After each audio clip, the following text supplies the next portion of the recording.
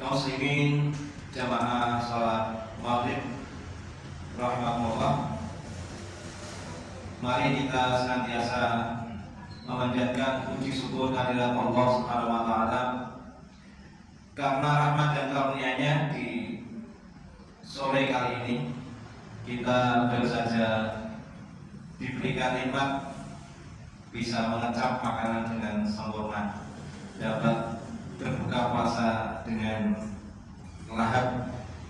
Ini masakannya bukan nasi, insyaallah ini berpotensi ini menjadi mungkin amal usaha Masjid Al-Fauzan. Besok-besok kita bikin rumah makan Padang panas ya.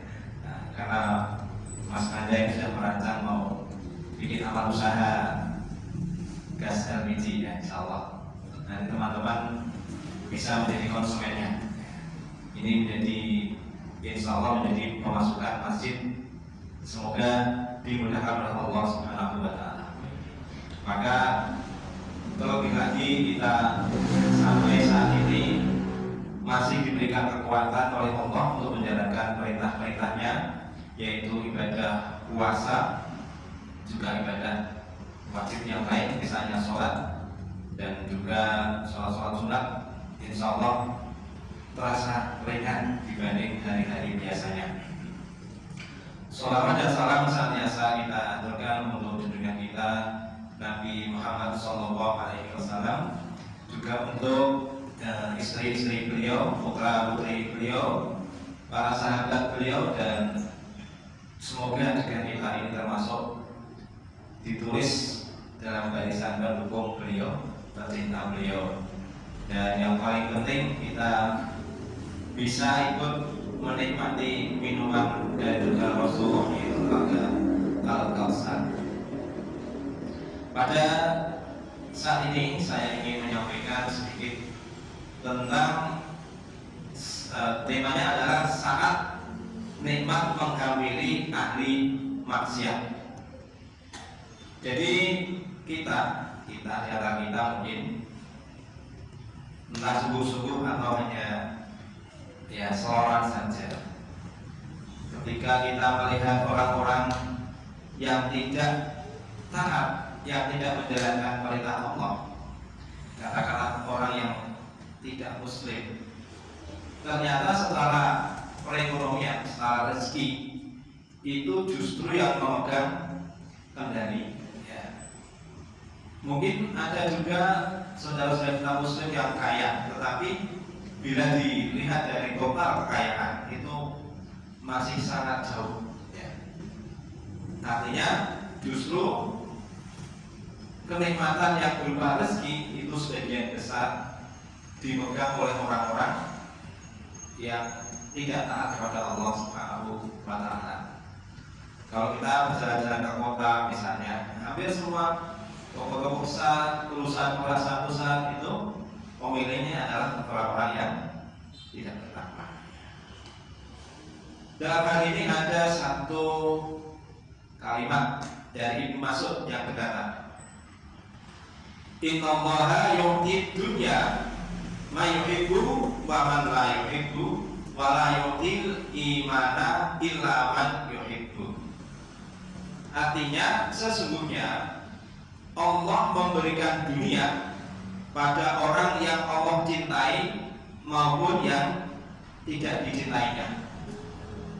Sedangkan iman hanya diberikan kepada orang yang dicintainya. Nah, ini menjadi obat yang mujarab bagi kita ya. Kalau kita memahami kalimat ini, berarti kita ini termasuk orang yang dicintai oleh Allah. Dan buktinya apa? Buktinya adalah kita termasuk orang-orang yang beriman, orang yang memiliki iman, orang yang memegang iman. Dan tadi dikatakan rezeki tidak pandang bulu, baik orang beriman ataupun tidak beriman sama-sama diberi. Sedangkan cinta Allah itu hanya diberikan kepada orang-orang yang beriman. Dan ini termasuk ujian dari Allah Subhanahu wa Ta'ala. Nabi SAW bersabda, "Malam yashkuril qalila lam yashkuril katsira." Barang siapa yang tidak mensyukuri yang sedikit, maka ia tidak akan mampu mensyukuri sesuatu yang banyak. Jadi kalau misalnya kita punya uang sedikit, penghasilannya sedikit, maka kita hendaknya bersyukur. Jangan menunggu ketika pemberian Allah itu jumlahnya besar, karena bisa jadi kalau jumlahnya sedikit saja kita tidak bisa bersyukur, maka jumlah yang besar itu malah bisa menjadi sumber takabur, sumber kesombongan. Nah, ini pelajaran yang penting untuk kita. Artinya seberapapun rezeki yang kita terima, apapun bentuknya, maka hendaknya kita syukuri. Karena dengan syukur itu nanti Allah akan memberikan yang lebih banyak. Dan ketika pemberian Allah itu lebih banyak, maka kita akan tetap bisa bersyukur. Kaum muslimin rahimahullah, iman yang kita pegangi, iman yang kita yakini, ketahuilah bahwa itu adalah kenikmatan yang sangat besar, dan bahkan dikatakan nikmat yang paling besar. Tidak ada nikmat yang melebihi nikmat dari iman itu, ya. Kenapa?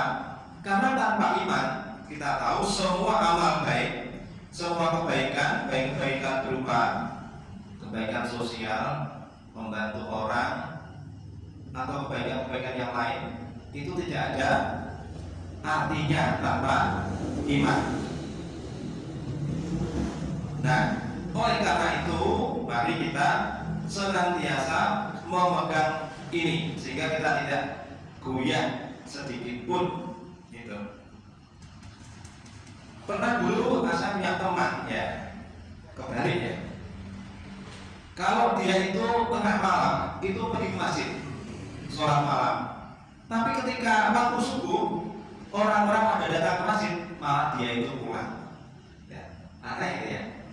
Ketika tengah malam dia sholat sunnah di masjid, tetapi ketika waktu subuh malah dia pulang. Ini kebalik. Seharusnya bagaimanapun juga kita awali segala sesuatu itu dari yang wajib dulu.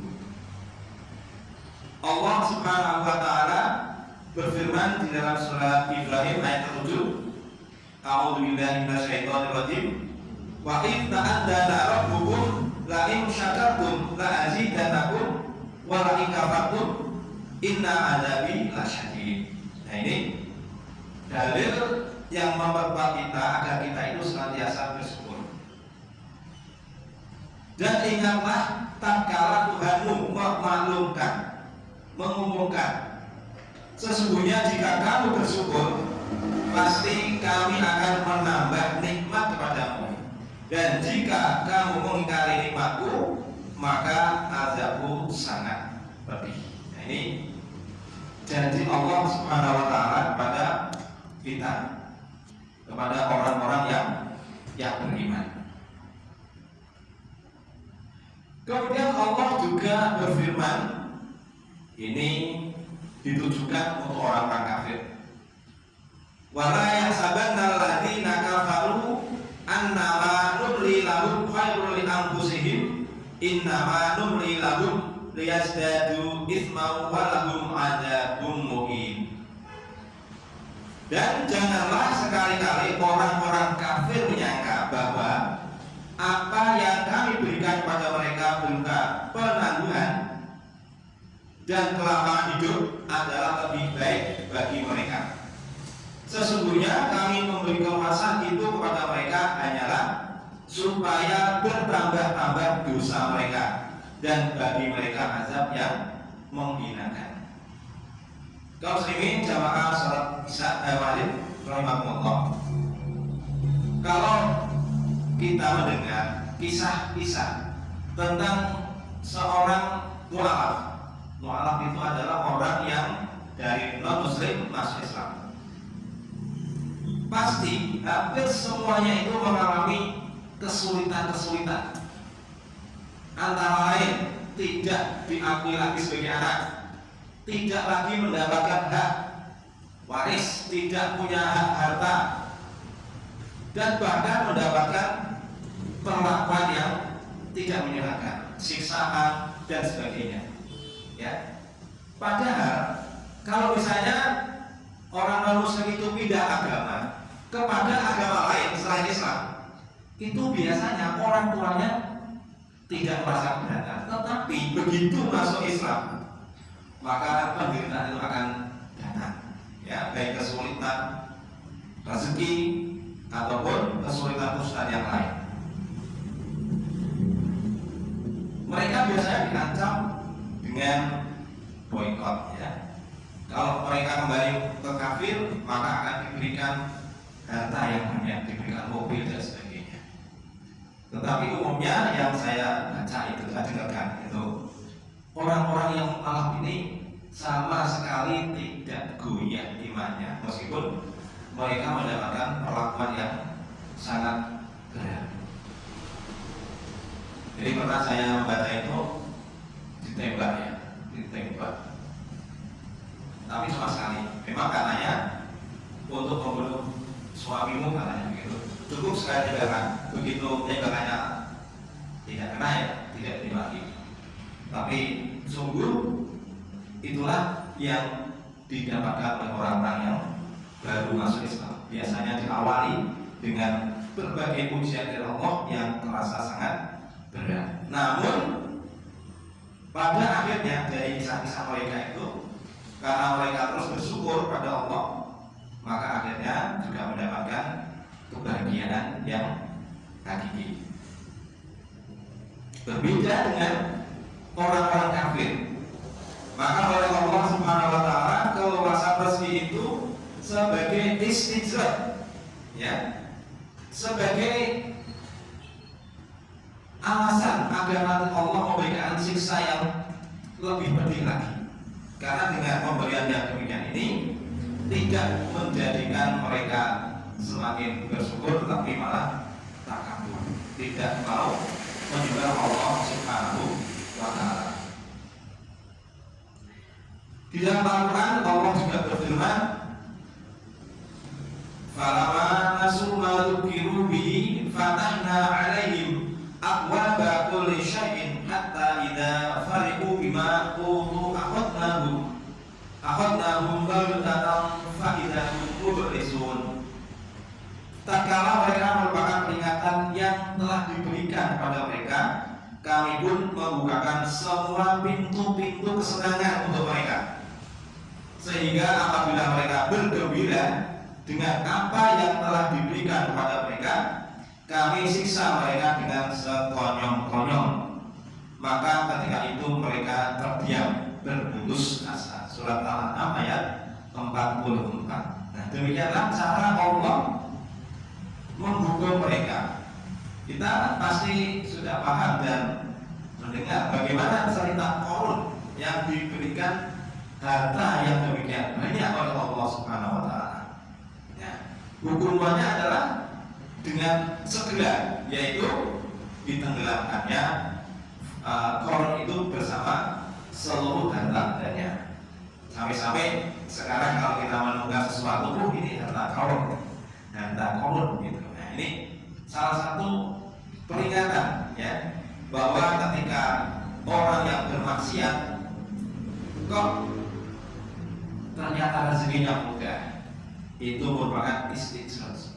Ya, Anda cerita teman Mary, ya, Mary dengan temannya, kamu itu sholat tahu naik masjid, neng kok karirmu lancar, mobilmu loro, tujuhmu loro.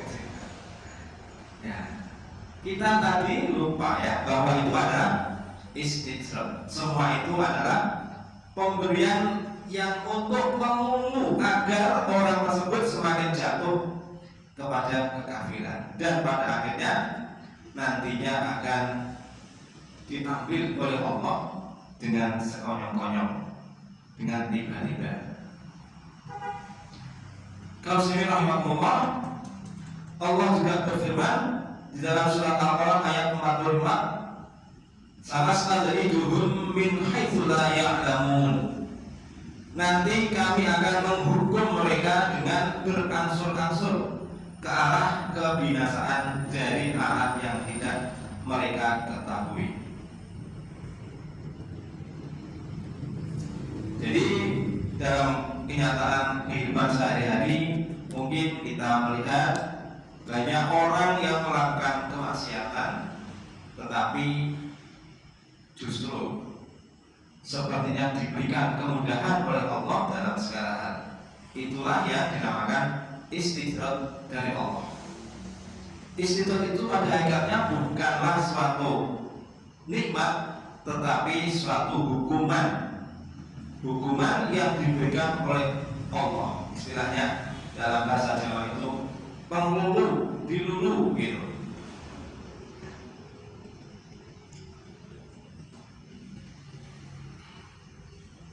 Nah, bagaimana Allah menjadikan hal ini? Ya, ini adalah sebagai pelajaran bagi kita semuanya. Bahwasanya bagaimanapun Allah itu sangat berkuasa, dan agar kita menjadi tidak merasa berputus asa dari rahmat Allah Subhanahu wa Ta'ala, dari berbagai kesempitan, kesulitan yang diberikan kepada kita ketika kita taat, itu adalah sebagai ujian bagi kita agar kelak di akhirat kita akan mendapatkan kemudahan-kemudahan dari Allah Subhanahu wa Ta'ala. Setiap orang yang merupakan peringatan dari Allah, maka akan dibukakan pintu-pintu kesenangan. Mereka akan bergembira, ya, tetapi sesungguhnya Allah akan memberikan sekonyong-konyong dari arah yang mereka tidak ketahui, akan kebinasaan mereka, sehingga mereka akan berputus asa. Maka Allah terhadap suatu kaum atau terhadap seorang manusia itu sangat kuat, sangat besar, dan ketika itu sudah ditimpakan, maka tidak akan ada orang yang mampu untuk menolongnya.